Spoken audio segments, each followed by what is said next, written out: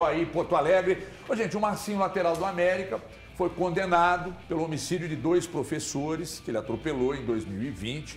A pena são 3 anos e 6 meses em regime aberto, que foram substituídos pela prestação de serviço social, né?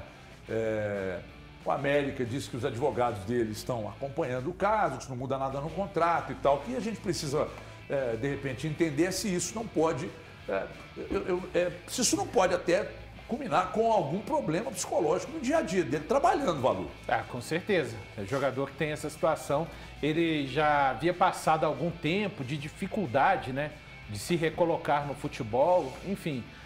Eu sou da opinião, e aí quem quiser ter uma opinião contrária e criticar, que esse tipo de situação realmente tem um asterisco no jogador. E aí não é um julgamento meu, é exatamente um julgamento do judiciário e a respeito de um ato que o jogador cometeu, né? Esse caso, então, o América já era sabedor que poderia acontecer essa situação, mas quis se envolver mesmo assim.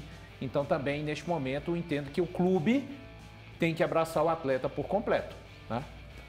Botelho, eu gostaria de ouvi-lo rapidamente, Botelho, sobre essa questão. O que você pensa, se isso pode interferir, inclusive, no dia a dia do atleta? Do atleta e do América como um todo, né? O América foi muito mal nessa contratação. Primeiro que eu acho ele um jogador limitado, não gosto do Marcinho. E ele atropelou 2 pessoas. As pessoas morreram, ele tem que ser condenado. E ele é um jogador, uma pessoa pública, e o futebol a gente sabe como é que atinge diretamente as crianças. Como é que uma criança pode ter como ídolo um jogador que atropelou 2 pessoas, não prestou socorro e está condenado. Está tudo errado nisso. E o Marcinho, para mim, não deveria nem ser jogador de futebol profissional mais por conta dessa situação. Eu falei na oportunidade aqui. O erro foi lá atrás, né? Foi o América ter feito essa contratação, né? A gente questionou aqui na época, a gente, poxa vida. É que nem você vai lá hoje, por exemplo, depois dos prints que vazaram do Pedrinho, das conversas com o Pedrinho, das ameaças do Pedrinho, você vai lá e contrata o Pedrinho, cara. Pô, nós precisamos entender.